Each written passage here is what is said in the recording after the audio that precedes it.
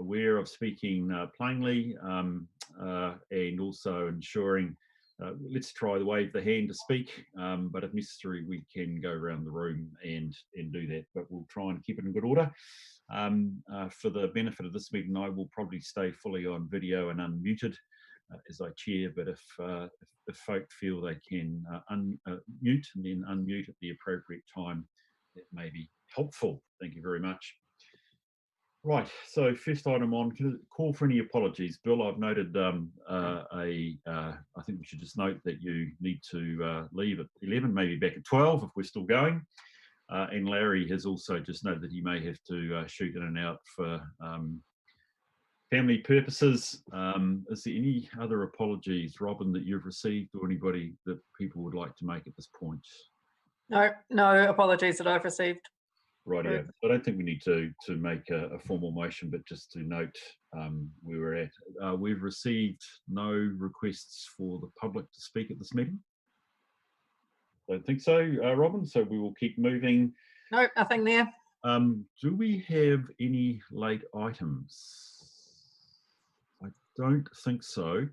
Marty, we have a wee bit of an amendment in the not an amendment, but a change slightly in the public excluded, which relates to BVL. But John, I see your hand up. Yeah, sorry, Bruce, you were ahead of me. I noticed that a number of documents arrived last night without prior warning into a confidential folder, and yep. I was just expecting those obviously to be acknowledged as late items, very late items. Point taken, yes. So look, let's acknowledge that they are late items, and thank you for raising that, John. There should be an email from Marty, and there are also some available for reference. There were a couple of reports in relationship to BVL. So thank you to note that, and that they are late items. So we just note that they are there, and we'll come to those when we hit the public excluded part of the session. Is there any business to be transferred from public excluded into the open? I'm comfortable that the public excluded agenda looks appropriate and that it's appropriate there, unless anybody wants to raise any concerns. No? Change the order of business. I, at this stage, have no reason to change it. I'm conscious, Bill, you have to leave, but I think at this stage we will just rock through unless there was anything particular that you needed to be part of before you leave at 11. Bill, are you okay? Bill? Not hearing. I assume that it's okay, so we'll just keep moving. Are there any matters of interest on the in relationship to the items on the agenda that anybody needs to note or to declare at this point?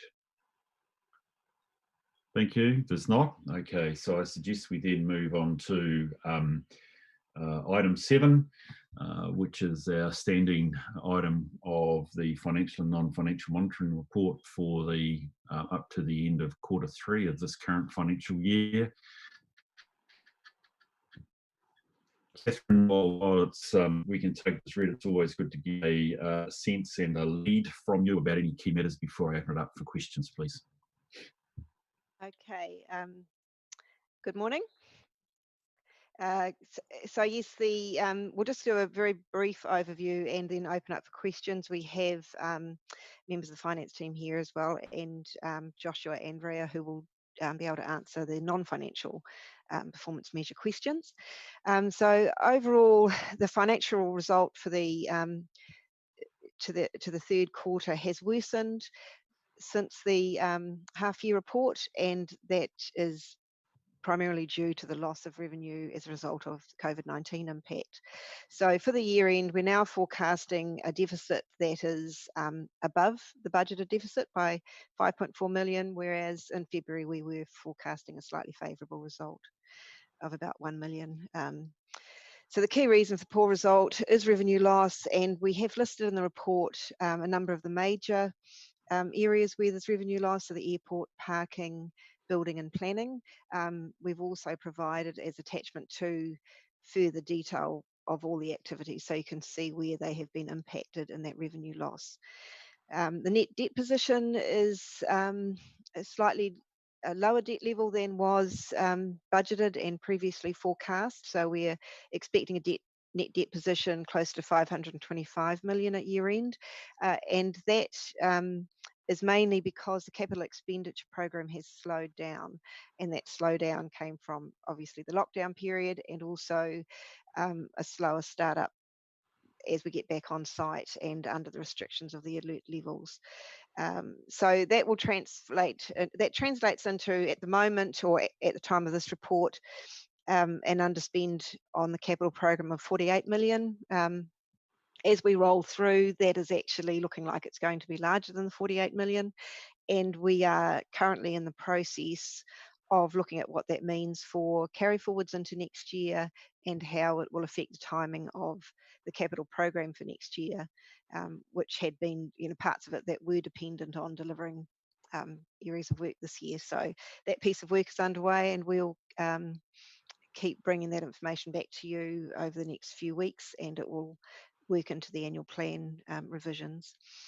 So the non-financial performance measures have similarly been impacted by COVID-19. So we are now reporting a higher number of those performance measures that are expected to not be met, or not on or are off track. And again, that detail can be talked through with you by Ria. So just open for questions. Thank you, Catherine. That's a very helpful summary. And again, I appreciate the work from you and particularly your team. I know that's gone into a good detailed report. So look, if I could open up, I do have a chat function here, which I'm happy to have on if people want to just put their name or write their hand up. In effect, I will try and follow that order. But is there anybody, given I don't have any direct name on that chat function yet, that would like to start the batting order, please? Yes, please. Is it you, Jaco? Sorry, thank you. Go for it. It is. So this is a bit of a details questions, I suppose. I'm just looking at some of those line items and our fibre network. Is there synergies with TCC being the owner of our fibre network, or would that unlock value if it sat with a different owner? Just wondering whether we can get a value uplift by disposing of that or selling it off, sorry. Yeah, okay, Paul, I'll just answer that, and Alan might want to step in. There was a detailed report done on ownership of the fibre network probably 3 or so years ago that we can recirculate as part of that. I don't know if you've got any further comment to make, Alan. What it showed at the time is that the decision was made to keep it based on the outcome of that report at that particular time. But we certainly can relook at that. Okay. Alan, have you got anything else you want to add? Yeah, if my mic's working now. So we got a report done when I started to look at both the data centre and at the fibre network, because I guess probably, Jaco, similar to yourself, I was sort of questioning whether it was going to be appropriate for us to maintain that. In essence, the outcome of both of those reports is we would get cents on the dollar if we tried to divest in either of those. And so basically we'd never make our capital investment back, and it would cost us, I think it was going to cost us like 25 years to make back what we would lose, because we obviously get advantages from lower telco costs and lower compute costs. So yes, it was a nice hope, but unfortunately it doesn't play out commercially. Okay, no, it's good to hear that's been looked at. The other one, another sort of details question is, I noticed that there's tree harvesting revenue lost of just between $1 and $2 million. That's toting as mountain biking park. Have we engaged with that community to see, what the impact is on them, and have we looked at ring fencing that so that the people bearing the cost of that work get some of the benefit? Just aware that we've done work there in the past, and tracks have never still not reinstated with past tree harvesting.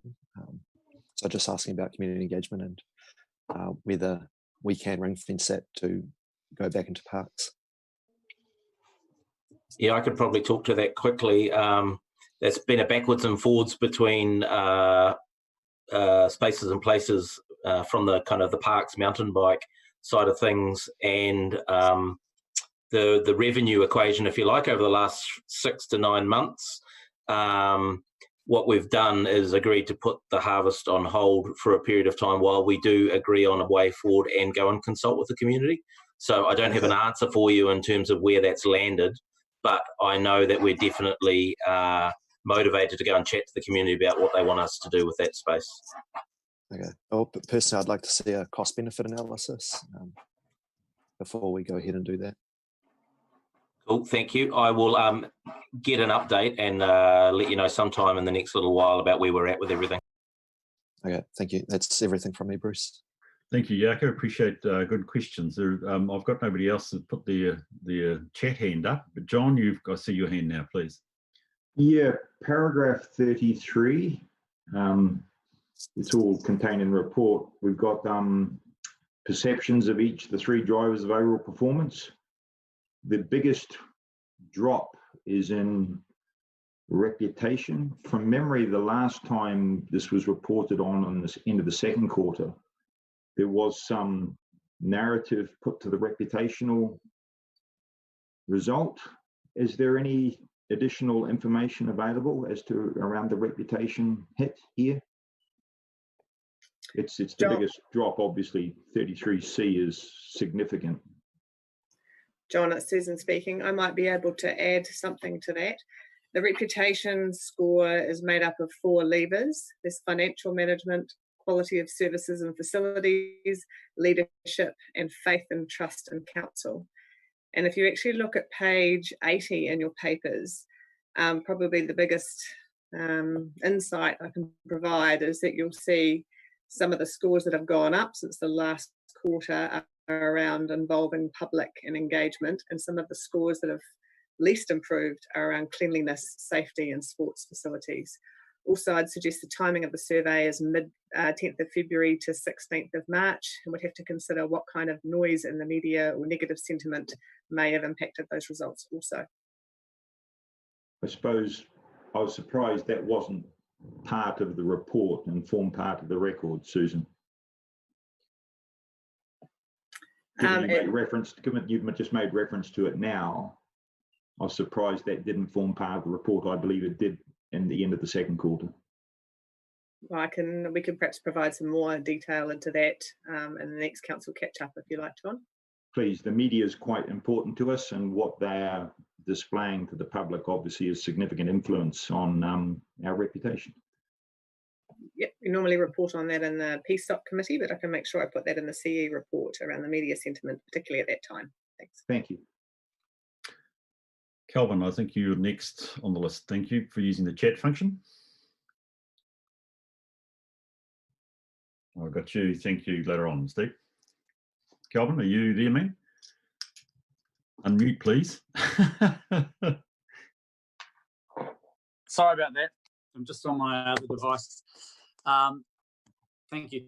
So on page 13, I've got a couple of questions. So on page 13, the revenue and expenditure of various departments is broken out. I just want to focus a little bit on the marine precinct. It says there that the income is well above budget. And yet, if you go to page 58 on the activity report, it says there that there's only been 9 lifts, whereas the full year the target is 65. So there's a big difference between the number of lifts we're expecting to undertake and the actual number, and yet our revenue is up. So can someone please advise why that is? Yeah, Calvin, Paul, I can. In short, what we've seen is a lot of larger lifts for extended periods of time. So hard stand revenue and the like has been up, despite the fact that the number of lifts has been less, but they've been effectively larger for longer. Okay, so we charge for just when the boats are sitting there on the hard stand, we charge as a daily rate.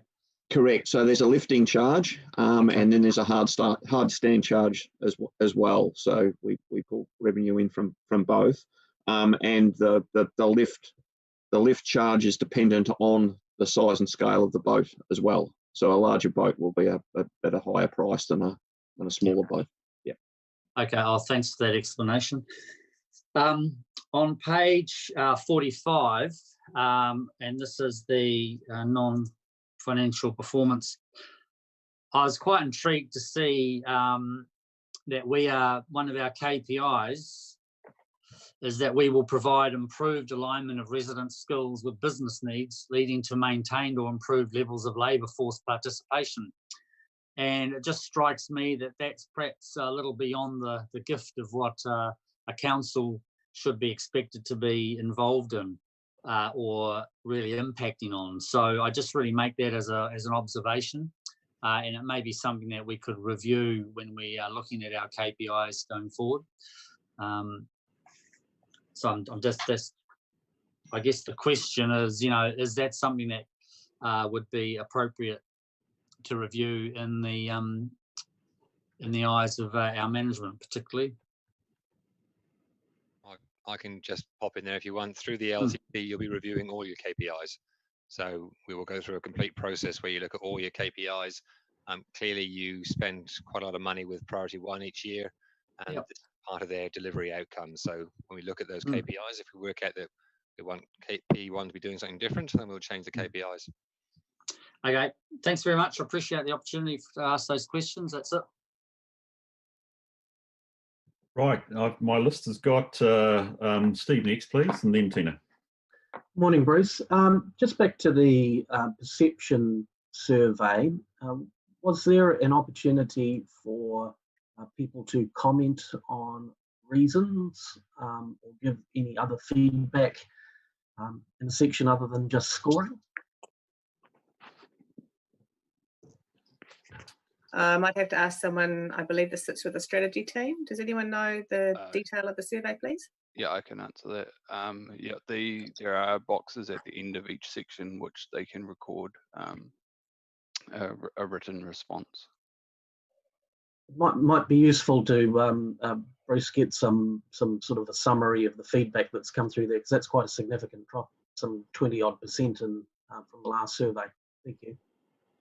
You look, it's an interesting point, Steve and Josh. I suspect probably free flow text is difficult to summarise into one hit, but given we've asked, I can understand the reason that the rationale for why you've asked it, because there may well be insights in that which go beyond the straight direct scores. So Josh, perhaps there's something you'd look at for the next time round at this point, unless there was anything at this point from the free flow text that you thought we should actually know about at this point. I presume there isn't anything.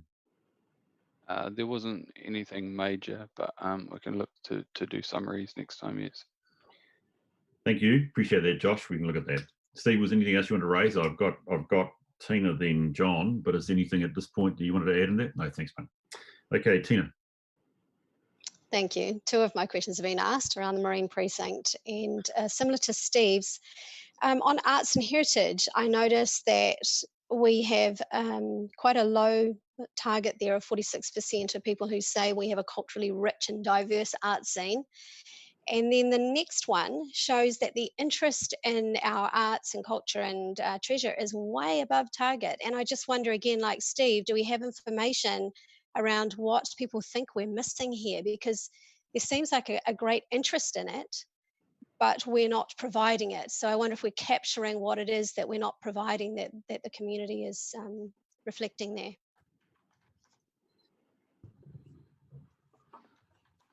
Excuse me, I'll have to do some digging in to understand the data, so can come back with a response for that, Tina. Thank you. That's it, Tina? Yes, thank you. My other questions were already covered. John, I think I saw your hand up again, please, mate. Go for it. Yeah, thanks, Bruce. Just building on staff response to Steve Morris's question, in relation to the submissions made to the first of our draft annual plans this year, actually, no, I think it might have been in relation to the vital signs. We received a comprehensive list of all responses around a particular issue for some reason, but that was valuable. And just in relation to the staff response to Steve, I would quite value the same access to the raw data that was given to us around a particular vital signs question in relation to the perception question, rather than have someone synthesize it or summarize it.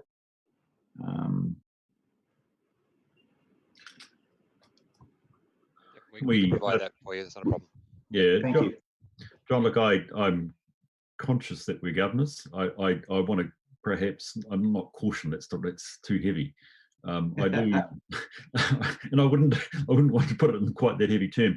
I do think we should look at carefully at how much we do. I think from my reflection, we have a very good report here that is relatively detailed by comparison to many other councils. And that doesn't mean to say that more information isn't relevant. And I do think we've asked, for instance, Josh and now Jeremy for some additional information. But I wonder it's probably for outside this meeting whether we need to actually increase that. The problem is good information like this tends to make you want to ask for more. But it's actually where do we find that balance? But I'm sure that's something we'll find as we go through. John, you're welcome. Yeah, the point I made, obviously, Bruce, is I made clear reference to a precedent being set very recently on what I regard as, some people might regard as a sensitive topic, when someone felt it appropriate to provide us with everything verbatim. I would just like to ensure there's some sort of consistency in process. Happy to have the debate in private or in public, Bruce. Yeah, it's not a case of public or private conversation. I think it's just a matter of us as governors finding the right balance in terms of information flow. So I take your point, and I hear your point about precedent. We'll see where we get to on that. Andrew, sorry, thank you for using chat. If I have delayed your ability to ask a question, my apologies, but I do appreciate you raising it. So Andrew, where you go? Thanks, Bruce, and I'm pretty sure I'll survive it. I offended John, so I'm about to offend you, so I'm going bad, aren't I? Sorry. I've got a question. I'd be quite interested to know what drove the GDP jump. I mean, a 30% increase in per capita GDP is quite a good result. I'd like to know what drove that. But the other question is on neighbourhood safety.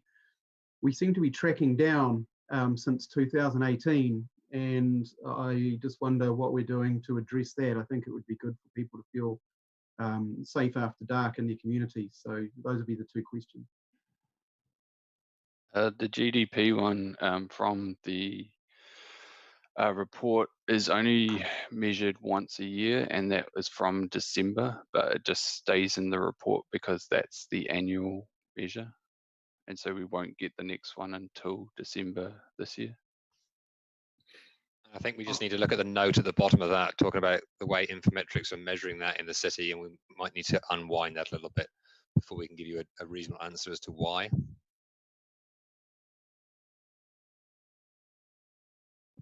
And the other one was just around safety, the 44%, which shows a trend downwards since 2018. Yeah, I think that probably sits with me, but it's Gareth here. I will check and come back with some additional information, Andrew. Thanks, Gareth. And that's all I had. Brilliant, thank you for that. I just had Christine remind me, it's quite good if when we ask questions, could we either please refer to a paragraph number or to a page number? Sorry. That's helpful, mate. So I'll give you the page numbers now. Page 44 and 45. Thank you, Andrew. That's absolutely great. Appreciate that.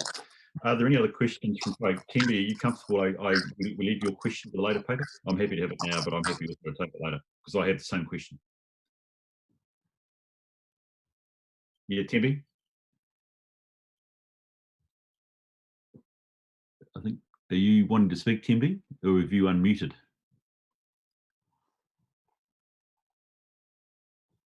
Sorry, Bruce, can you hear me? Just now, you've only just come online now. Great. Sorry, multitasking here. My apologies. Yeah, let's save it to later. That's fine. I mean, Paul's aware of the discussion that we've had. This is for those that aren't aware, all around the potential refinancing and getting a lower interest rate. But let's have that at a more appropriate time. I think there's some good papers around that, particularly later on, Timby, which I... Yeah, the issue will be the break fee. But we talk about that when you're ready, Bruce. I'll leave it to you to Thank you. Appreciate that. But if I haven't got to it when we get to the Thank you. Treasury paper, kick me and I'll make certain we get that done. John, another question? Yeah, Bruce, a more financial question. The revaluation of assets resulting in the impact on depreciation, could we get a little bit more on? Sorry, paragraph number, because that's a good point, but can we just give the paragraph number, John, please? It is, and I was just trying to find it, and I imagine the staff are probably ahead of me, given it's in the main report. It is, isn't it? I think it's paragraph 18. Operating cost variances are favourable primarily due to lower depreciation. So that suggests that that's been the major determinant in operating cost variances, i.e. it's a big number. And it says that they changes result from last year's asset revaluation, which extended the useful life. I'd just like a bit more on that. This is, probably the biggest part of our infrastructure, our biggest asset holding in some ways. Right. So we sort of revalue every asset class over a 3-year rolling cycle. So last year, the Three Waters assets were revalued, and there were increased extended life around some of our plant and pump stations.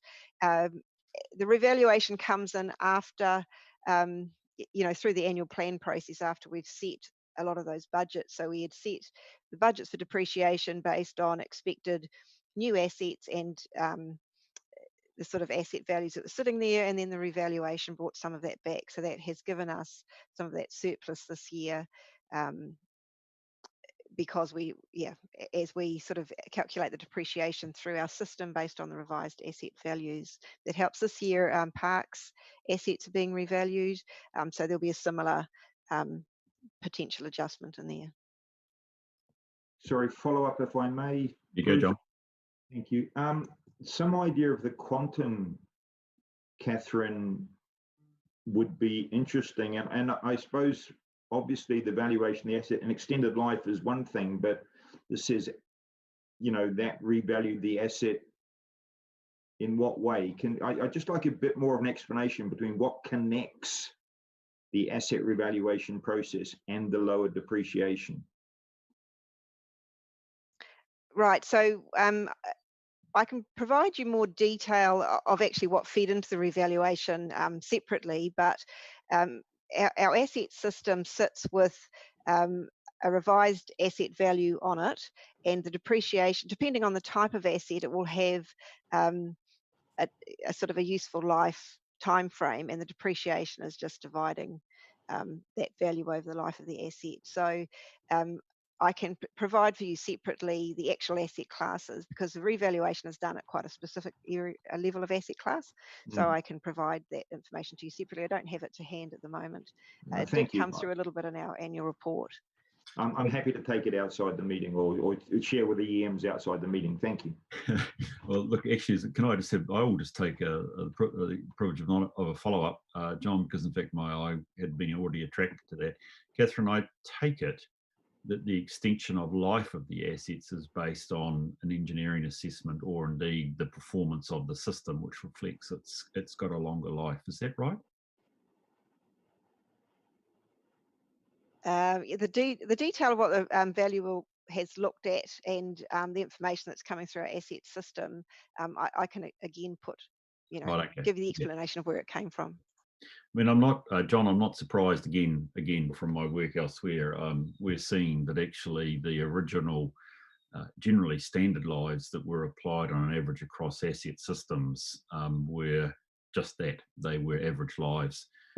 And as hopefully we get a better knowledge of the performance of our systems, it enables us to have a better estimate. Depreciation is only an estimate, as Catherine said, it's a number divided by a number. But actually you want to try and get some better integrity into the data. And that's certainly the case with our asset lives generally across the country, that we're finding I mean, some assets go a bit faster, but actually a lot of our assets we are working harder, perhaps with better knowledge, and also have a longer life than the average that we've already originally adopted from the process. So that's why I'm interested in Catherine having any sort of broad information that relates to the tying of asset performance and what we monitor on a day-to-day basis with actually our depreciation. Yeah, Bruce, I mean, it goes further than that, doesn't it? With 30-year asset management plans on assets that have 50, 60, 70, sometimes 100-year lives, begs all sorts of questions. It is a complex area, but it's just given the impact on the operating cost revenues in that paragraph 18, I think it requires a little bit more explanation than's there. Yes, well said. It was sort of hidden, but I don't mean hidden. It's absolutely the wrong word. But it's a small sentence with a big implication for us from our financial strategy management perspective. So I agree with that. Here we go, and folk. Is anybody else like to ask any more questions? Do I see any hands up? I wonder if we could, if that's the case, look to see whether somebody prepared to move and second. Happy to move motion. The motion. Thank you, John moves, and I have. I'll second. Peter second. I've got Tina to second. I'm actually going to check what the recommendation is. It's simply that we receive it, which seems very simple for such a good information, detailed report. Catherine, thank you. Is there any discussion that we'd like to have against this motion or on the motion, please? John, you've got probably first ability to talk. Is there anything you'd like to say? It's a standard report. It's well written. It does ask questions, or it prompts questions. I think it's important that elected members and the public take an interest in it, and if there are questions, that they chase them up and get answers that they're satisfied with. But it's a good report. Tina? Nothing to add, thanks. Thank you very much, and I agree entirely, John, with those sentiments, as I've said a couple of times already. Thank you again, Catherine. So look, I'd like to put the motion, please. All those in favour, please say aye. Aye. Those against? It's carried. Thank you very much. Appreciate that. Okay, if we could move on to the next item, please. That would be great, which is the financial update, COVID-19. And somewhere between Paul and Catherine, I guess it's your report, please. Thank you very much. Thanks, Bruce. I'll kick off, and Catherine add anything if needed. So this is the second of our regular COVID financial update reports. Reasonably consistent with the last one, and Catherine's covered our year-end position, so I won't cover a lot on that. The paper does give some information about where our current borrowing rates are through the LGFA of between 1 to 2.5%, depending on the term of those loans. It's also probably the key point to note is, more work continues around the analysis that we're doing in terms of revenue loss. With the announcement yesterday and moving to level 2 this week, it's fair to say that the original revenue projections, which were in the vicinity of $40 to $77 million of loss, we're optimistic that we'll be at the more favourable end of that. But you can see an estimate still in there of 20 to 40% in business and housing related revenue, largely due to recessionary impacts, and that's consistently modelled from what we saw coming through the GFC. So, but positive and optimistic in terms of some of those other revenue losses, particularly around some of our user fee revenue as we're able to reopen pools and the like. With regard to the annual plan, probably the major thing that we've seen this week or last week was the Local Government Funding Agency recommending a change or a temporary change to borrowing covenants, currently sitting at 250%, and will continue at 250% this financial year, but moving to 300% for the following 2 years, and then a sinking lid, bringing that back down by 2026 to 280%. So really good and positive news in the sense that does give us additional borrowing capacity, particularly in a low interest rate environment. I think we do need to have some caution around that as we move through our long-term plan, because as you're aware, we were sort of pushing up towards the top end of those limits regardless. This has given us some capacity to work through the annual plan, which is great, but we just need to bring that back and model that through the impacts of that will mean on operational expenditure going through the long-term plan. So that's the key thing that's changed there. It is still subject to shareholder council approval, which will occur in June. We'd be confident that will occur, but obviously we can't guarantee it. It also, you will see in the commentary, no implications coming through in terms of credit rating. However, I would note that there is also commentary in the detail that talks about that individual councils' credit rating may be impacted, and as you'd be aware that we're on notice of that potential to happen anyway. So we may see some movement in our rating over the next 12 months as well.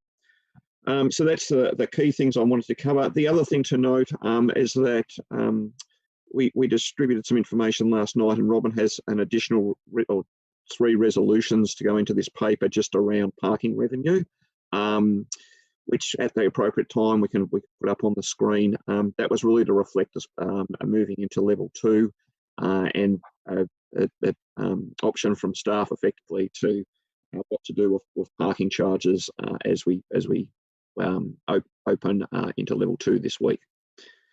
So I can take any questions. Thanks, Catherine. Was anything you wanted to add? Paul, I think gave you that right to be able to correct it. Is there anything you want to add? No, that sounded pretty good to me. And just to say that scenario work is ongoing, and we'll bring that information back to this meeting in the next few weeks. Brilliant. Okay. Can I just, Dawn's asked quite correctly, if you ask questions, please, it's always good to refer to the page or the paragraph you're on. That would be great. I think I've got an order of Tina, Larry and Calvin, but actually the first port of call was you, Tenby. I think this is the point that I felt like we could deal with. So, thanks very much, Bruce. if you'd like to make it more, Tina. Yeah, great. Can you hear me, Bruce? Yeah, I wonder whether you just faded out then, Timmy, but I can hear you sorry, now. I've had to swap off my PC onto my cell phone. Apologies for that. I couldn't hear on the laptop. Look, it's a question really to Paul, and one that we've discussed, but I thought it would be a good one for open discussion with the elected members particularly. And it's really very simply this, and I'm referring specifically now to page 86, which talks about our borrowings and the interest rates incurred over some time. I know the vast majority is through the LGFA, but it just begs the question about a refinance at the lower interest rates, even if it's across a shorter period of time. I appreciate that we've got a $75 million break fee or thereabouts. And the question I think that I've been posing to a number of people in government is, why is the Reserve Bank not looking at forgiving in some form the break fees? I know we'll get very little potential appetite for that from Australian-owned banks who are funding LGFA mostly. But there's an opportunity here for the high growth councils to work together on this. I've talked to Hamilton and they're keen to examine it as well. To say, look, we would be, all of us, in a great position on behalf of the country if we were all at a lower interest rate. It would be good for government for us to be in that position. The only thing that's hampering this, and having weighted average cost of capital smoothed out across various high growth councils, is the level of the break fees. So it was just a conversation. Paul's aware of some of the stuff I've done with this, and it's a conversation I think that is worth pursuing. And I just wanted to sort of raise it, that I've got a view on it, and I think it would be, the government may potentially have an appetite for it, but it would need to be a Reserve Bank-led initiative, because I just can't see the banks doing it. So if I just provide some comment, I think you've covered a lot of the detail there, Tembi, in your commentary.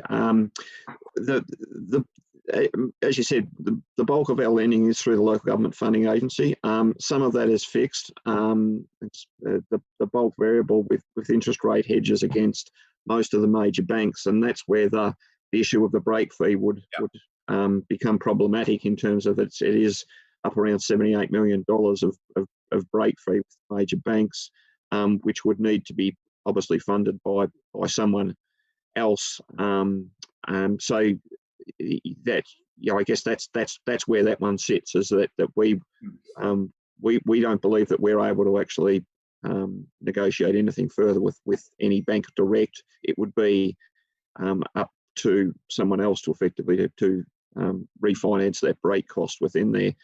The other thing that would need to happen, and I know the government has referred to it in their commentary about, you know, issuance of local government bonds or the like, because we would need to, you know, be able to refinance in the current market, and that would be difficult in the absence of something like that occurring. There is also, you know, options that we look into in terms of some of those bond issues, in terms of the coupon rates are very low at present, and being able to borrow at that. So, yes, I guess it's a difficult option with that break fee sitting there as it is. And what I might do is just ask Mohan if he wants to make any further comment in terms of some of the detail around that. Good morning, councillors. Yeah, the break fee is a bit of a moving target as well. For example, if you go back to pre-COVID, which is mid-March even, that number might have been only 60 million. And every overnight, and the rates in the US go up, this thing moves as well, because our rates go up and the long-term rates. And off that figure, we have got borrowings, as Paul said, from LGFA, which were done a couple of years ago, some a bit old even, and they're maturing April 27, and they're at 4.4 range. So, you know, they're the current same maturity now, you could borrow less than 2%. So that's a pretty significant, you know, that numbers. And if LGFA will never forgive that, or reduce that non-market transaction, but all the other shareholders will have to wear the cost. So it's very unlikely that'll ever happen. And the other thing, as the Mayor said, I think Reserve Bank has recently announced they are lending to the 4 banks for a 3-year term at 0.25%. That's they've just announced that last week, I think. So that's that's another avenue if the Reserve Bank's prepared to do that for the council sector.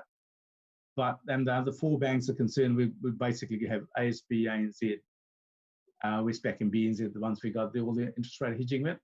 The other values make up the existing historic hedges that are put in place, fixed rate, effectively like a fixed rate mortgage. And there's a table on the page in the attachment 1. It shows you how they drop off over time. On page number 86, table at the bottom of that, paragraph 7 on that page. That includes both the hedging as well as the fixed rate debt that moves. None of the banks will, as Paul said, would agree to take a hit and not do it at market rate to cancel those hedges. Yeah, Mohan, thank you, and Paul, thank you also. I just think in a post-COVID-19 environment, we should be examining every option as strategically as we can, and by working with the high growth councils particularly, there may be a way of doing this. Take your point, don't disagree, but I just think we need to flip things up and look at it in a slightly different way. But thank you. And thank you, Bruce. Can I just check? Thank you, Debbie. Mohan, can I just check that 78% obviously was in our treasury management parameters for having either fixed or hedged? Yeah, we have basically bands in our treasury policy, so we need to stay within the bands for 0 to 3 years, 3 to 5, and 5+. So and hedging level moves down as duration goes further. Yeah, So sure. so we're within right in the middle of that band at the moment. In those bands. Yeah, so we're comfortable within the policy limits. Yes, and those bands may need to be revisited in the light of COVID-19. But as you say, the 78% in effect is the pre-COVID stance that we took, I take it. Yeah, and we did borrow recently. We borrowed on the 17th of April. We borrowed $20 million on a fixed rate basis, though that's also gone to those figures. That was borrowed at 1.17, I think, that 20 million. So that increases the percentages up. And any money we draw down from HIF will also go into that percentage. be it even at zero, it's still fixed. So there's about 10 million of that in there as well. So there are some lower ones in there as well, but we borrowed $10 million yesterday. It settled yesterday, and that's on a floating rate basis. The cost of that for the next 3 months is 0.84%. So that's built into the average rates in there as well. That's why I mean the April figures, but it will be in the May figures. Okay, thank you for that. Sorry, and I did jump in there. Tina, I think you've been waiting patiently, please. Thank you. I have a question about the proposed debt to revenue ratio increase. It's page 84, paragraph 23. I'm just wondering, I know it's proposed and we're not really going to know anything until June, which is going to get quite close to us having to start making some decisions on the AP. And I wonder if it would be possible to run some scenarios, because on a first glance it looks attractive to be able to borrow more money, but I wonder what the implication of if we go above the 280 that they're going to reduce it down to over the 4 years. If we go above that, what is going to be the burden on the ratepayer over those 4 years, as opposed to a moderate rates increase over those 4 years? I'm not sure if I'm making sense, but I'd like to see the implication to the ratepayer of utilising that borrowing over perhaps a lower limit of it and moderate rates increases, just looking at those different options. I hope my question makes sense. Yeah, it does, Tina. It's a good question, and we are doing modelling as we speak in terms of what a increase in the ratio would mean in terms of our rating levels going forward. Obviously, it won't be perfect modelling because the type and makeup of that debt will impact on rating numbers going forward, but it will take into account like the level of investment required to get to those levels, and therefore the flow on potential rating impacts of it into future years. Because absolutely recognise that point that one, it needs, if that level of investment takes place, it obviously has a flow on rating impact, regardless of not just interest costs, the likes of depreciation and OPEX as well. Secondly, the debt repayment needs to be taken into account as well. So that's part of the work that's happening at the moment, and will come back as part of the annual planning conversation. Excellent, thank you. Point, Tina, it reflects the fact we've got to think about all our levers. They're not unrelated, rather than just one lever, which might appear obvious in front of us in terms of this. Okay, look, just to keep order going, Larry, Kelvin, John, and then Steve, I think is the order that I've got at the moment. So, Larry. Thanks, Bruce. I'm struggling with a bit of background noise, so I may have to mute if I need, and I'll come back and ask further questions later. But my first question was to Mohan, just quickly as a follow-up. When we borrowed that 20 million, you said at 1.17, what was the term we set it at? That was just 2 years. Okay, so my follow-up question to that is, if the LGFA ratio does change and we go into further borrowing over the 250, what would we expect the term would be? Because my concern is, borrowing to solve our problems rather than on the revenue side may leave us with problems 8 years, 10 years out, unless we are getting a fixed rate. I see in the report page that was mentioned before, 68, I think, that there are terms available for 13 years at up to 2.5. Would you, Mohan, be recommending a longer term fixed rate if we do take that route?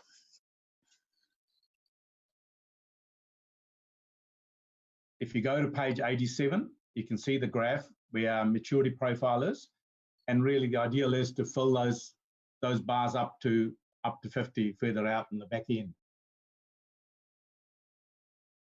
So more longer dated, and then also consider, as we draw down from the Housing Infrastructure Fund, they'll be a bit longer term, so they'll fill those bars up. So we get a sort of a pretty profile of between 50 and 60 million per annum maturity. That's what we want to achieve.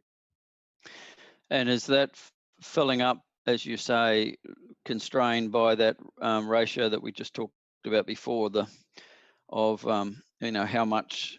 I think it was 70. You mentioned it, Paul. Bruce, 78% between hedged and fixed, and so on. Is that what constrains us? No, it doesn't constrain that. No.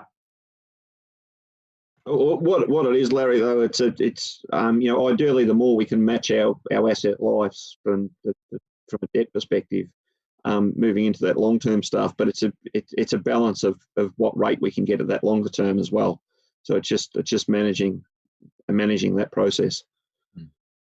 Yeah, I've always been a fan of Mohan's and the way he balances things going forward. But when we're in interest rates of 6 and 7, wondering if it's going to go up or down, that's a much more nuanced sort of decision making. When we're down here at the 1% and less, doesn't seem to me to be a lot of risk in trying to lock that in as long as we can. Do you have a comment on that? I suppose we're trying to get we can never pick tops and bottoms, so it's best is trying to get an average. So I agree we need to extend the duration. At the moment, we can only go to 2033, which is sort of matching LGFA's issuances.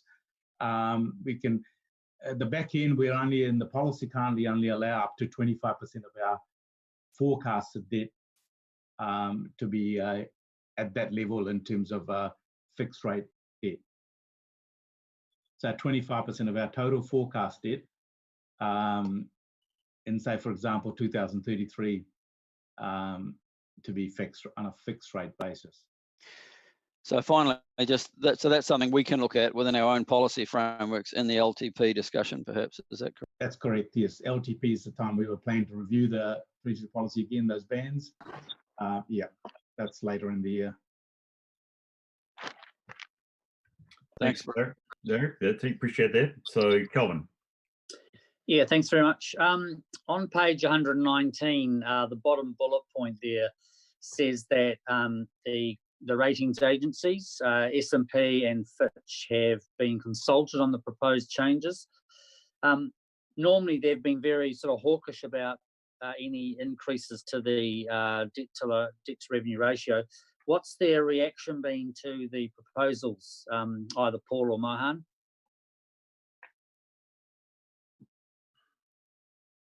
My understanding has been positive. They're comfortable, and also noting that the Crown's on a positive credit watch from S&P. They're a AA+. So based on all of those things, and they're comfortable.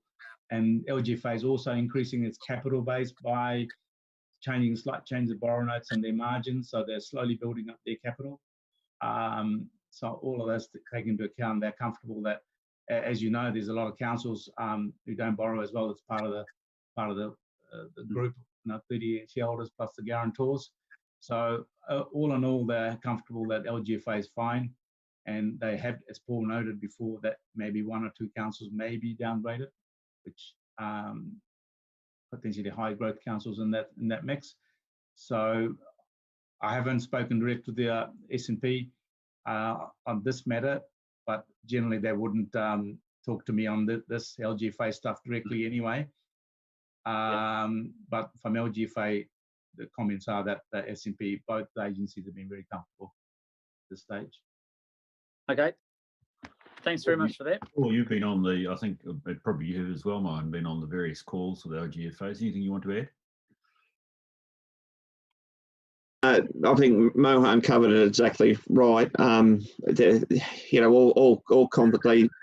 I think SNP for a long time have recognised the quality of the framework that exists in New Zealand local government, and it gives them comfort around those limits. So, as Mohan said, moving to 300 and then back to 280 is not considered to be a significant risk of any default or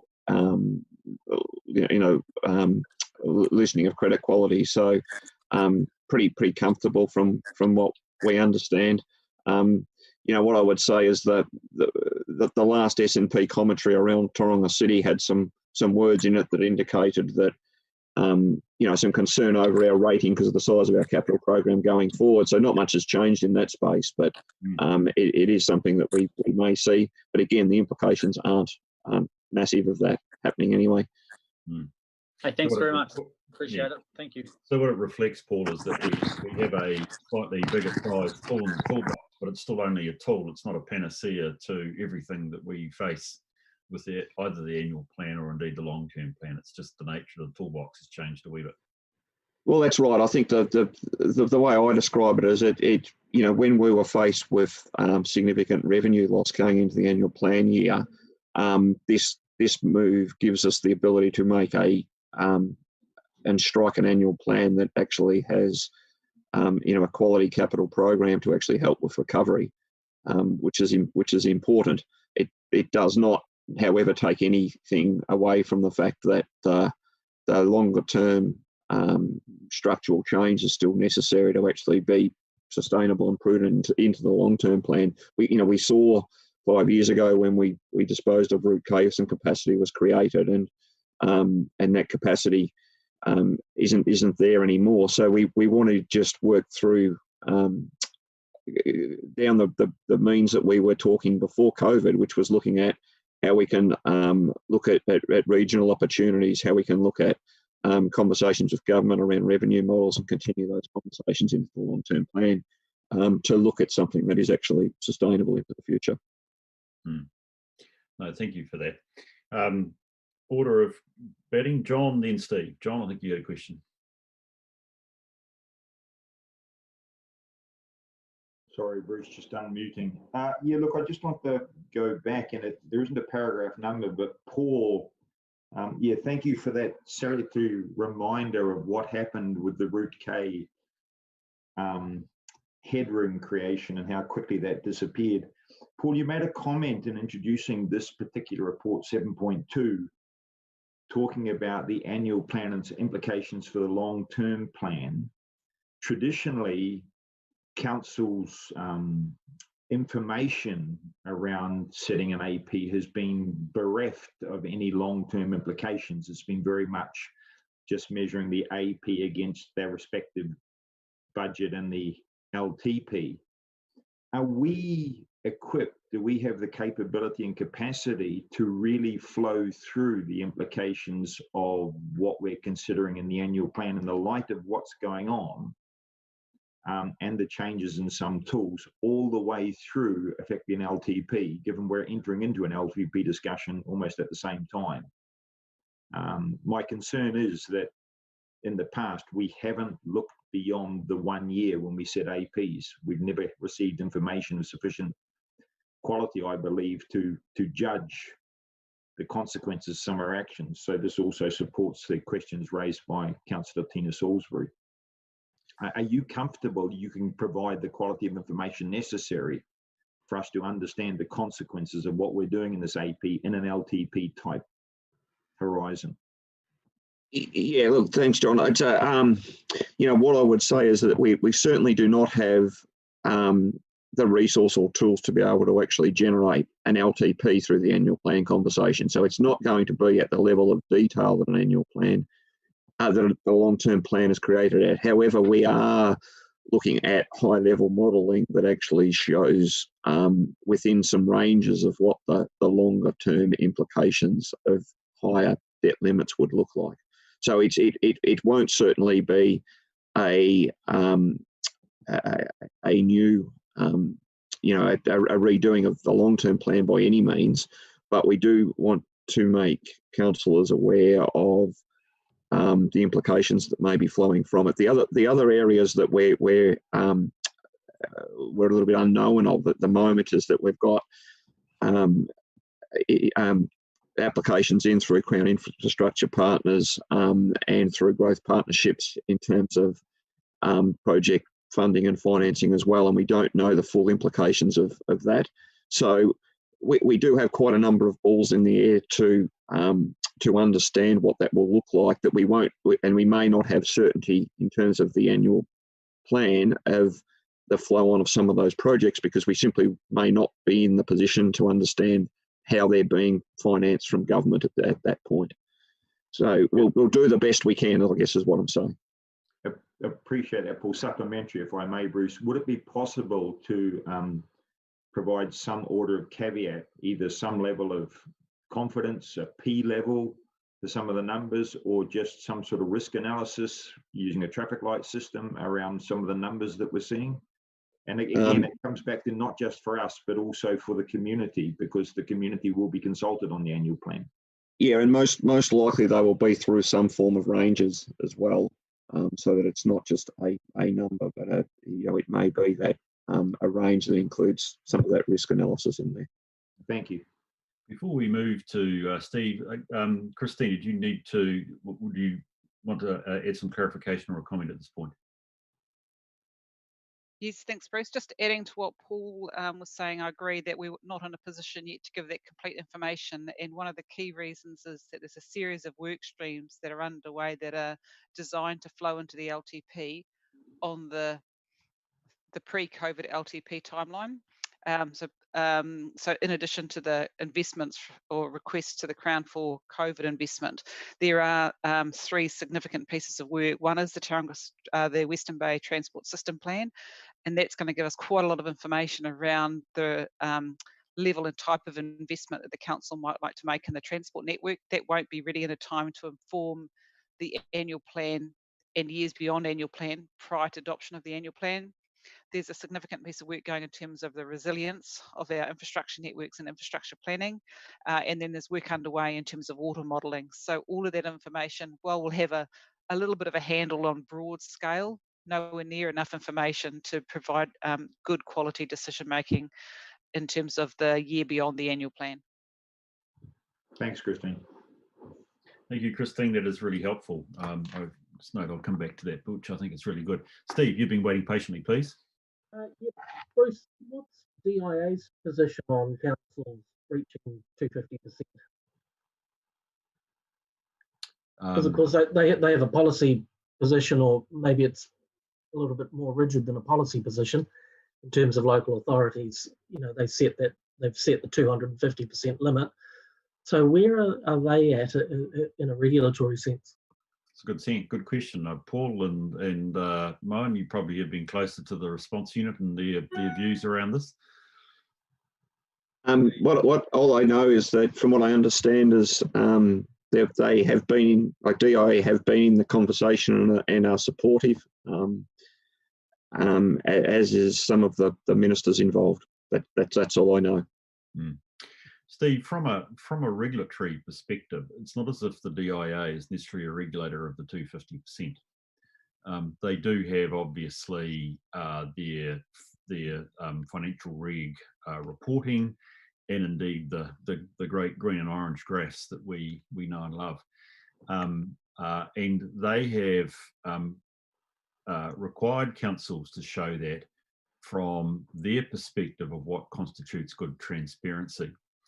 They do have a broader role to consider the operations of local government, and indeed they have an individual group within DIA that has this sort of regular ongoing monitoring role over all councils. If they were to form a view, and obviously they would consider this with presumably the Office of the Auditor General, that in some way council was being imprudent, either through a single breach or more likely through weight of a number of other factors associated with a council, the minister obviously has capacity under the Local Government Act to intervene, but that would I would argue take a relatively high threshold for that level of intervention.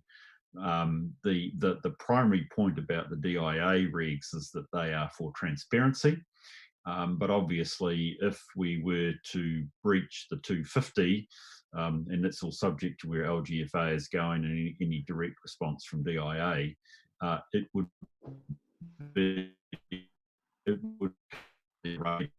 necessarily mean any form of contact, intervention or comment from them at this point. The OAG might say something in their report to Parliament, but at this stage it would be a reporting issue, not some form of intervention point.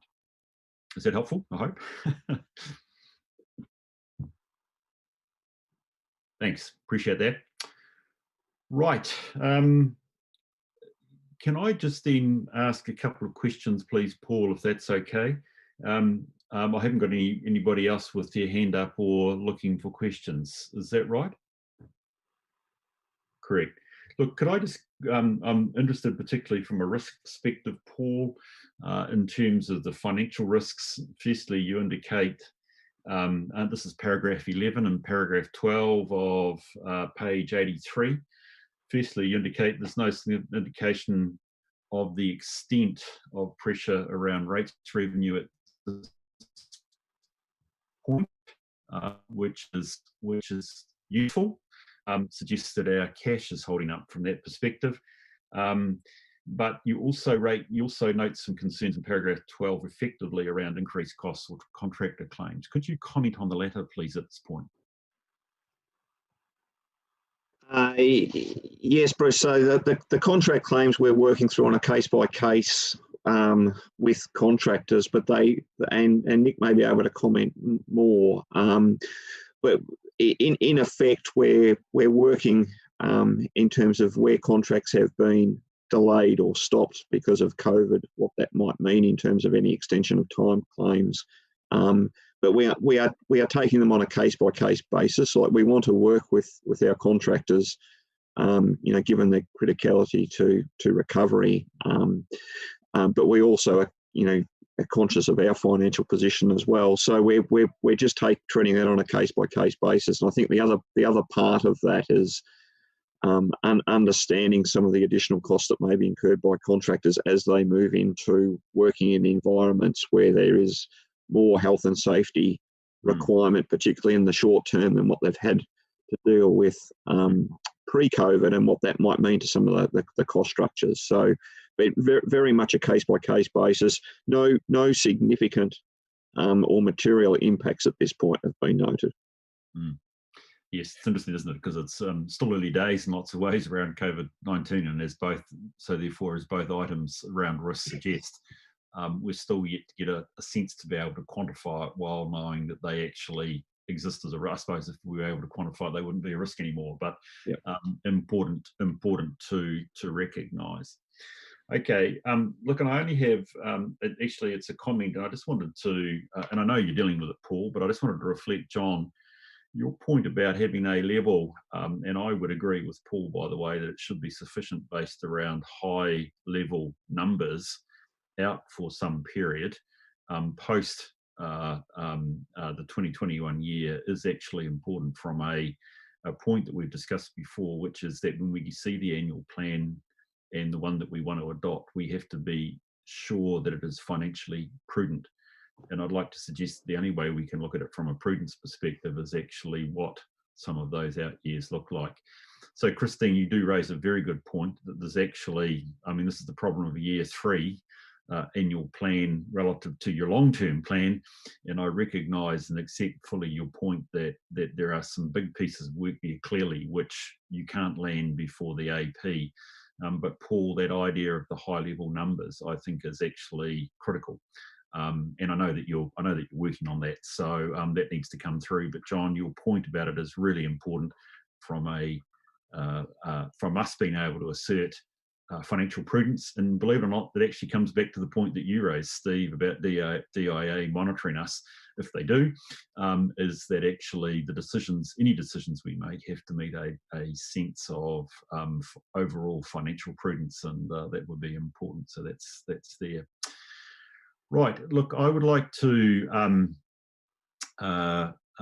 look at motions, but Catherine, remind me. Sorry, I'm a bit out of control here. We've got some additional recommendations you want to add to this set of resolutions.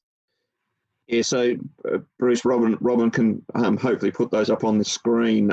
They're to do with the charging of parking into alert level 2 from Thursday, and recommendation from staff, or an option from staff to look at basically not including charging from the start of alert level 2, and taking a 2 to 4 week period to actually introduce parking back on.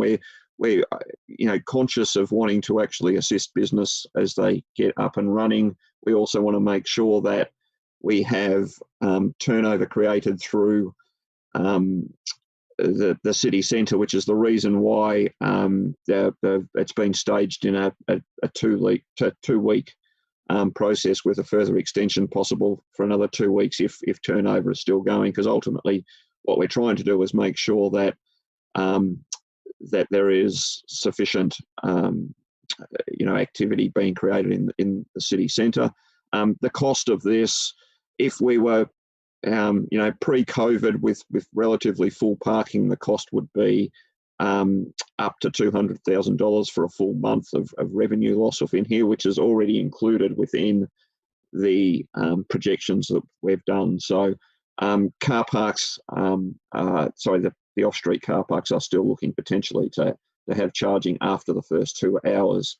So really focusing on that retail shopper more than the commuter in that sense. I can take any questions on those, and Nick's online as well if there's any questions. Can I just check a matter of process, please, Paul? I'm quite happy to obviously deal with these. Is it within the competence of the Finance Audit and Risk Committee to actually resolve these, or is it a recommendation to council that they undertake this action? So the amount of this could actually be done within the chief executive delegation, which is up to $500,000. So we're bringing this as part of the total package can be seen as we've brought a previous paper to council some 2 or 3 weeks ago, which dealt with the wider relief in terms of rental relief and the like. So this is in addition to that, but can be done under delegation. Right. So I think what I'm trying to reflect is so that we're noting and or agreeing or recommending that the chief executive uses delegation. I'm just trying to look at what our actual decision-making point is. Okay. So how would that read? I'm not certain of the way it reads. That's true. So resolves that the chief executive can use his delegation for the following. Note the chief executive will use his delegation, well, actually, I'm comfortable. We say we recommend, we note, and that we recommend the council. Sorry, the chief executive uses his delegation. Yeah. Okay. So just an additional point, obviously, to it, as you say, it's to reflect obviously conversations you've had before. But before I ask for somebody to put the motion, I would like to get any questions of clarification on these 3 matters now. With the screen up, I do find it difficult to actually see a hand up, but I think, Larry, you have signalled that you would like to make a comment at this point. If you'd use the chat function. Yep, I have you there. Yep. Can you hear me, Bruce? Yes, go for it, Larry. Thank you. Obviously, this is difficult territory, and COVID does give us an opportunity to show some assistance here. But I'm just a question about the 3rd paragraph of the resolution. Why are we saying a further 2-week extension in the event that parking turnover is being maintained and supporting activity in the CBD? How on earth would we prove that the free parking has given the incentive for activity in the CBD, given that we are looking at, a return to some normality after the lockdown and so on? I just can't see how that information would be in any way obtained in a short period of time, nor made clear enough to warrant that. That's my concern. We're opening a door to something that we may regret. Yeah, it's a good point, Larry. Maybe if we cease that after the turnover is being maintained and remove those last 5 or 6 words, because ultimately what we're trying to do is what we don't want to do is basically have cars just locked into the CBD and not moving, which was why I was just trying to so we could monitor that turnover was still occurring. I support that change, and I'd actually move that as an amendment or as the main mover. But I'd also probably throw in a maximum to be extended to a maximum of a further 2 weeks, so that we give a clear signal at the beginning that this is a special dispensation due to COVID for a 4-week period, rather than open the door to further ongoing discussions which have been there in the past and have never got us in.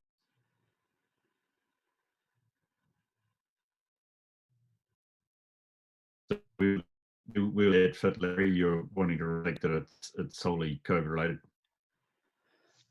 Yeah, well, I think it is, it's clear it's in the context of COVID, but just to lock it into 2 weeks plus an additional 2 if the management of the parking is going okay and so on.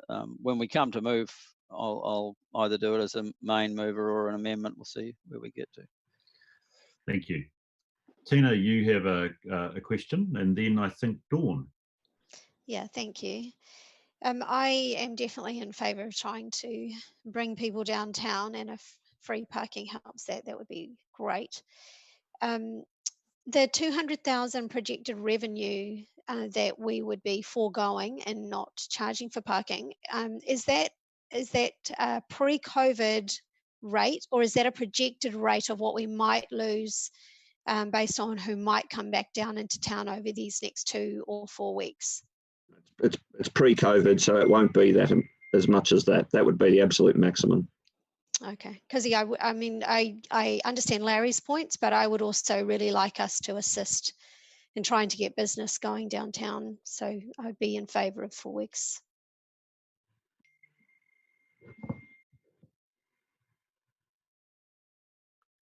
Thank you. Dawn? Yeah, great. Thanks. Tina just asked one question that I had, and my second one was, I'm just wondering, I am to understand that Hamilton did a really great revitalisation scheme in their CBD. I can't give the exact time, but I think it was a couple of years ago. I'm just wondering if anyone has looked at that, because I understand that they've got a 2 or a 3 hour free parking in their CBD. Then they charge a lot of money after that time, but it has really helped with their revitalisation. And that was a trial, I understand, that they did, and then they've kept it on, and it has impacted the city amazingly. Have we looked at what Hamilton has done in that sense?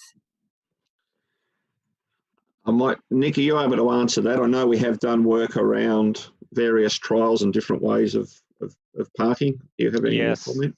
Yeah, so that becomes a part of the work we're doing on the parking strategy, rather than a response to the COVID. So, and yes, we are familiar with the tactic that was used in Hamilton, and looking at that as one of the options for the longer term parking strategy. So this is in response to COVID and what we could do to basically attract people out of their bubbles and into the CBD.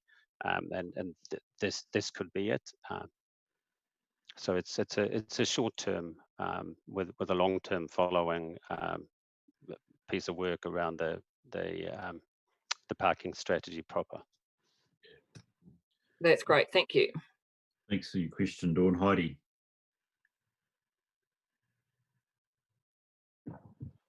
Sorry, I'm just wondering if, just reflecting on Dawn's point, if we're trying to get people down into the CBD, I think this is a great idea to be able to allow people to give people that opportunity. I'm just thinking that if there's also Greerton and the Mount, and I'm wondering, and I know that they don't have parking charges, but I'm just wondering if we were to allow 2 hours parking free, and then we were able to charge relatively highly, so that we create that turnover, then that might give us an opportunity to maybe do some kind of activation in both Greerton and or allow their main streets to do some activation in those 2 areas as well, or in other areas of town that that may also be struggling. Yeah, so Heidi, if I understand you correctly, so not in response to COVID, but again, sort of a longer term as a tactic how to deal with that. So again, that would be part of the parking strategy rather than a COVID response. Is that? No, I was thinking kind of a COVID response that enabled us to do to give the main streets an injection in other parts so that they can do some activation, while being able to give people free parking downtown, but also charge them after that, so that then could fund those other areas. It's just a suggestion, because I know that both Greerton and the Mount and our other areas are also feeling the pinch.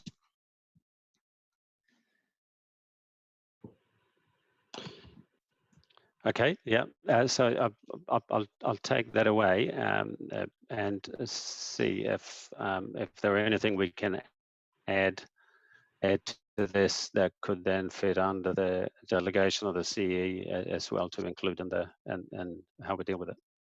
Thanks. The pressure is on, I guess, because we do, as you all know, we do go into AL2 as of midnight tomorrow night. So we need to have this in place and communicated by Thursday. One of the issues with that, Heidi, too, will be that the money generated from the CBD to go to another area will maybe seen as problematic in that it's generated from one area to fund another. Yeah, right. Yep. Right. So I think that's something that actually, Nick, you have said to look at, but I think what you're also saying is at this point you are very keen that we get a level of authorisation for Marty to enable you to get this into effect at this stage. Andrew, I've got Andrew. Steve, you want to raise a non-parking question, and then I saw John's hand up. So that's the order at this stage, please. Heidi. Thank you. Andrew. Thanks, Bruce. Hey, look, I just want to talk about paragraph E, and I agree with Larry on a part of it. We're not going to know probably for a lot longer than 2 weeks what the effect on the downtown area is because of the lockdown. And I think that putting a firm maximum in is probably not the right idea. I think that it ought to be up to the general manager infrastructure to have the flexibility to manoeuvre that as required. And I think it is actually really easy to find out if businesses are coming back from COVID, and that's to go and talk to them. And there's not that many down there with 190 empty shops or whatever the number's at now, and likely to be more. So I think that suggesting that the parking is going to be difficult to measure, I think we'll be able to get that from the business owners. I just think there should be more flexibility in there. And is there any way to sort that out? For example, if this resolution fails, I would have an amendment in another resolution post that, if that works okay. Sorry.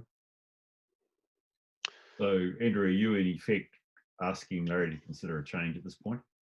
I would like to see the word maximum of a further 2 weeks to be made more flexible, so that the general manager infrastructure and his team can find out what's the right time to pull the trigger on putting parking back to normal, or whether it should stay for an extended period.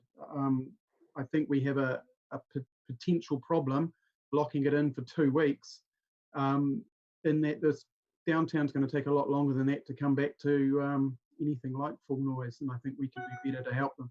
So your alternative solution would be to get rid of the words "for a maximum of a further 2 weeks." Yeah, just leave Point it up. of order, Mr. Chair. Sorry. Yeah, John. Is there a motion on the table currently debated? We seem to be moving into debating an amendment. Yeah, fair point. To a motion which isn't even on the table yet. No, fair point. I was just, it's the problem with clarification of questions, but actually equally, it's also to try and understand what might be the nature of business once we move the motion. So look, that's fine. I take your point. Andrew, Can I maybe you've signaled, so let's keep questions of clarification going, and then we'll move into the motion. I have got Steve, but I think it's a non-parking question. Is that right? That's right, Bruce. Yeah, no, just triggered by the comments on transparency, accountability, Department of Internal Affairs, etc.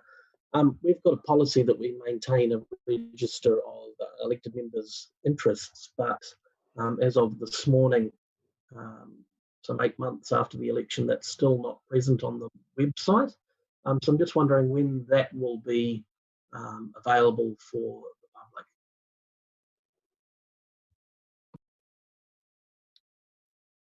Will you be able to answer Steve's question? Yeah, Coral is Coral listening? She may be able to answer. I think Coral's there, Marty. I don't know whether she was indicating that she might be just a wee bit distant. I don't know. I wonder whether, Marty, we could ask Coral to come back to Steve on that at a later point. We keep our process going, if that's okay. Yep. Just trying to unmute. Sorry, could you repeat that question? Hi, Coral, Steve here. Just wondering when the register of interests of elected members will be available for the public.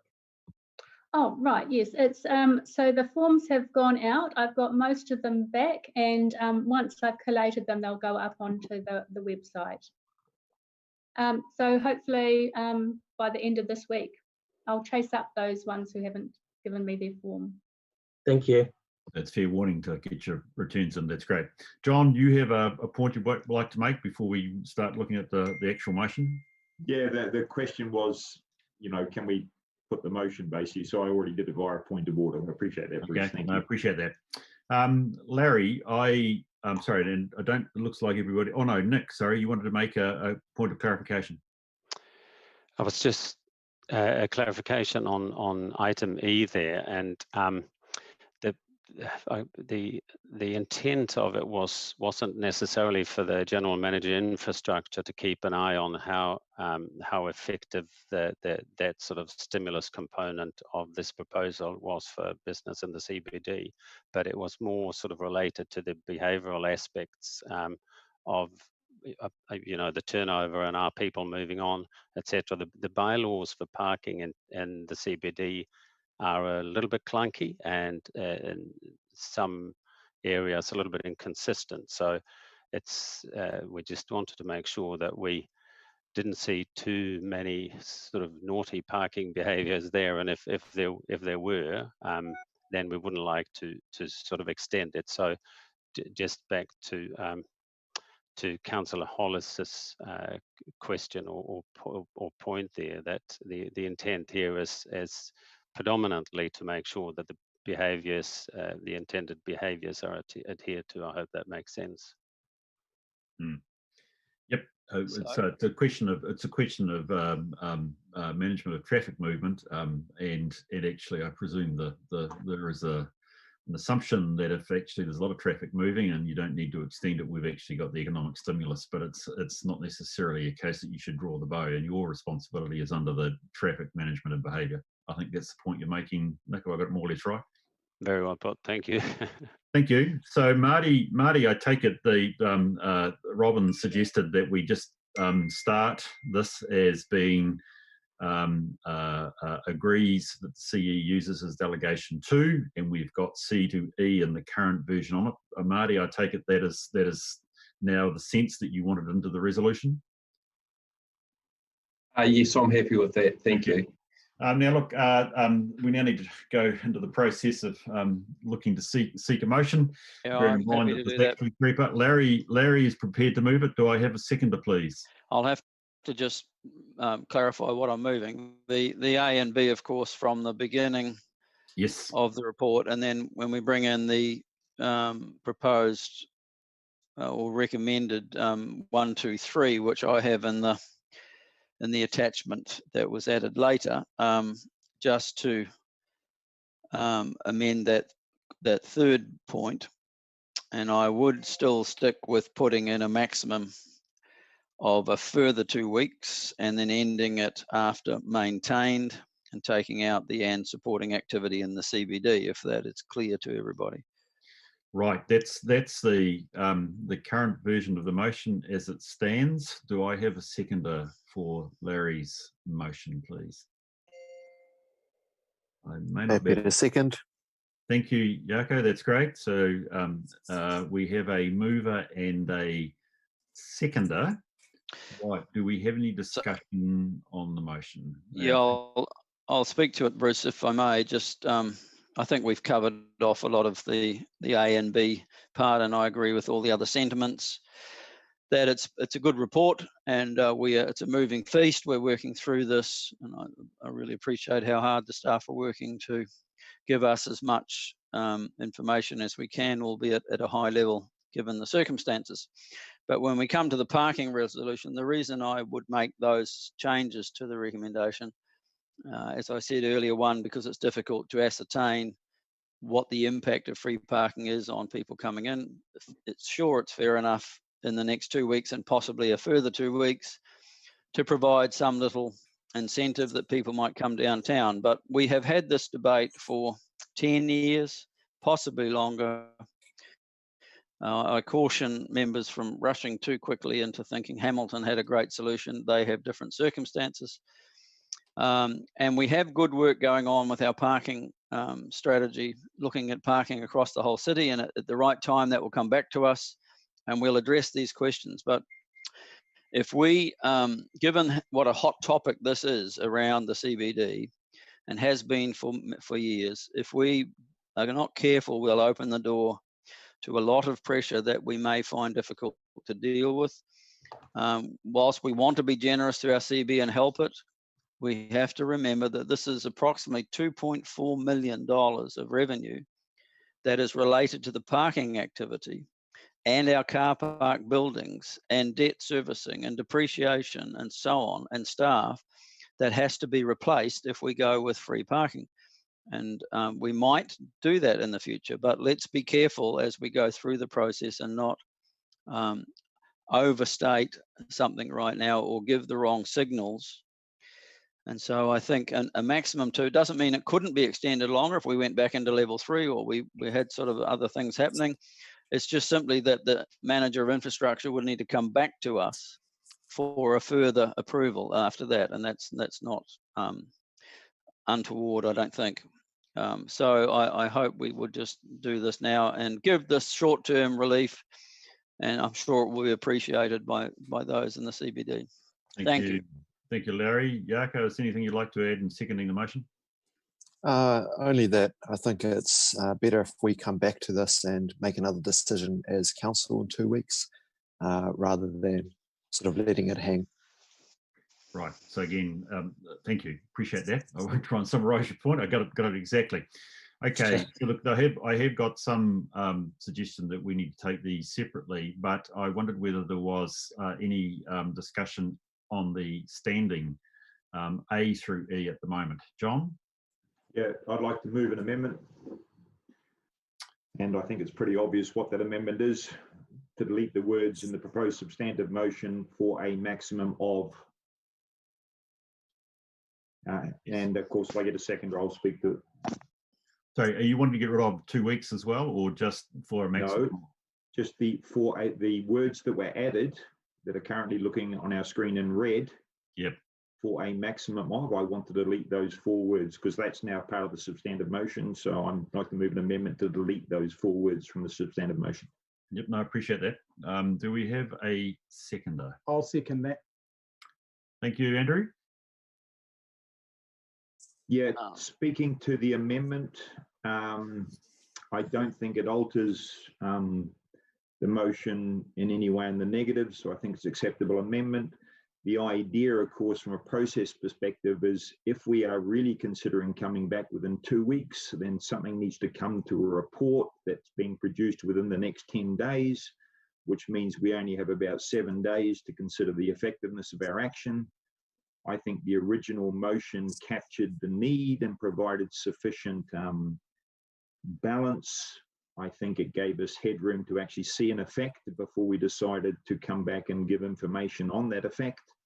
I think the fear of free parking being raised is a spectre that we are collectively far too clever and far too experienced to fall victim to.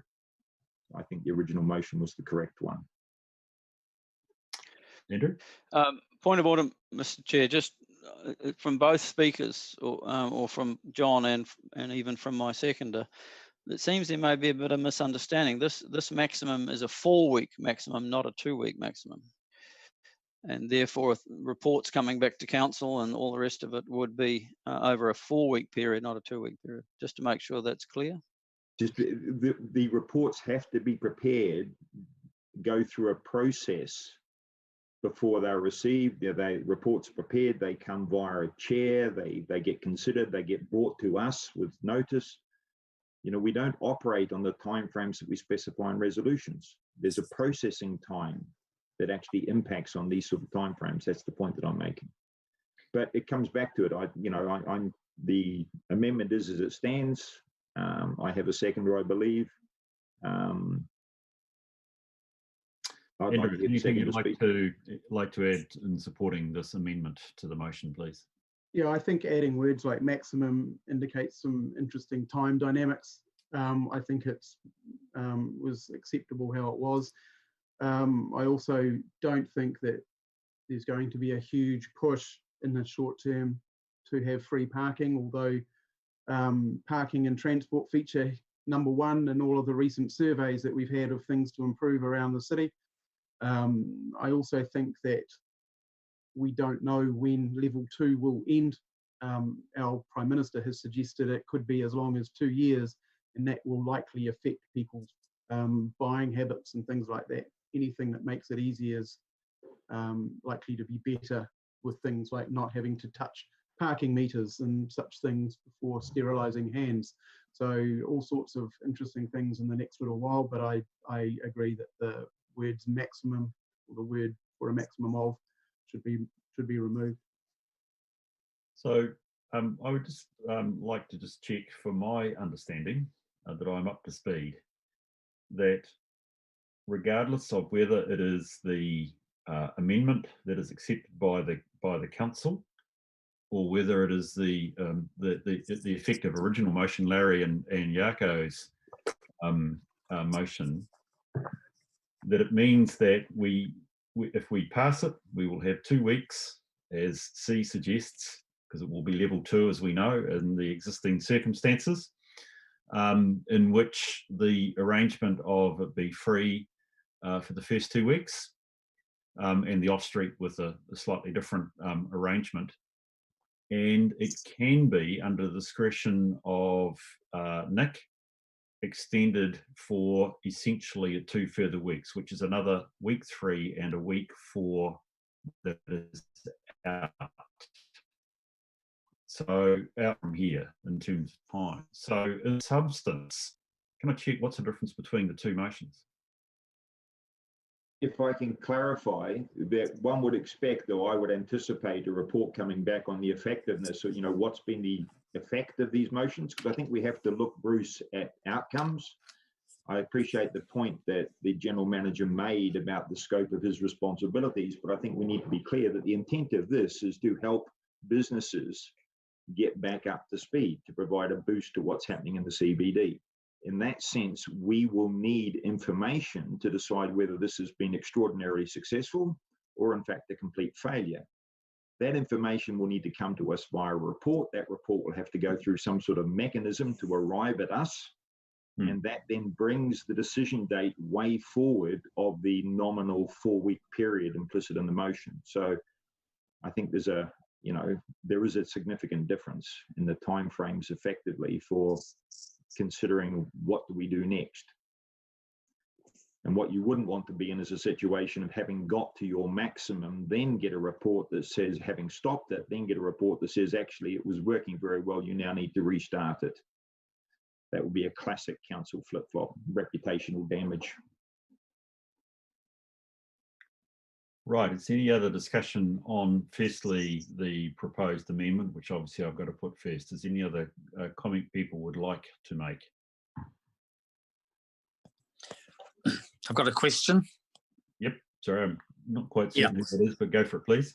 So thank you. So my question is it implicit in this recommendation that a report is definitely coming back to council for another decision, or do we just let this 4 weeks lapse?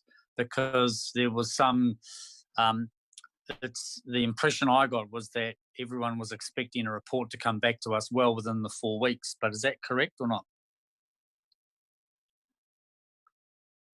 Nick or Marty, I think this. Yes, that wasn't. You go, Nick.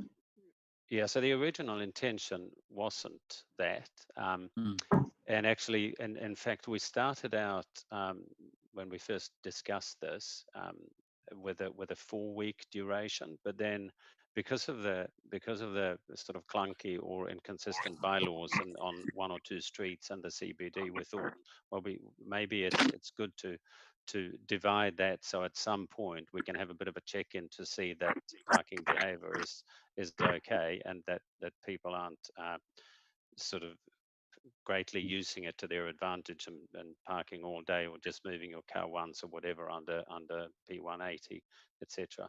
And that's why we thought it would be good to have a hold point just to check in to see how it's working and then extend it.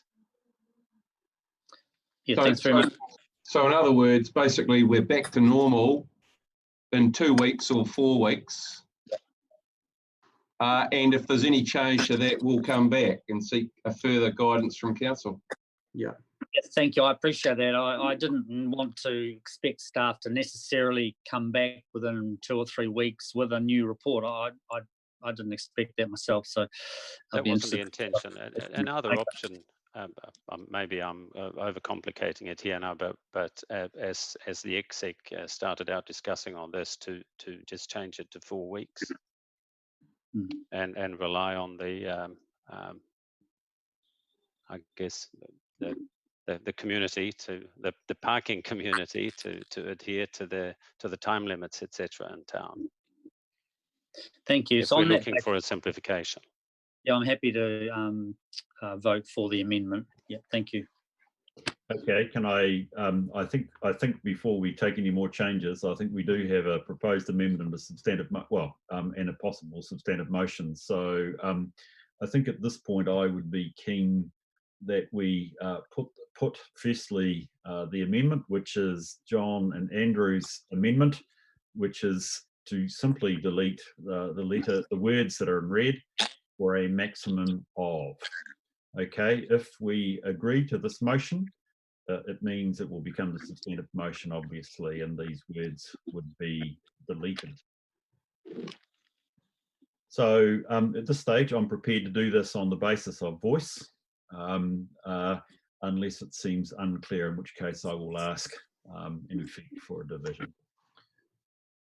All those in favour of the motion, please say aye. Aye. Aye. Those against?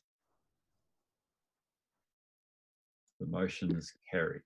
Okay, so the motion now is amended, as I read it, that the 4 words for a maximum of is now deleted, and the substantive motion goes ahead without that.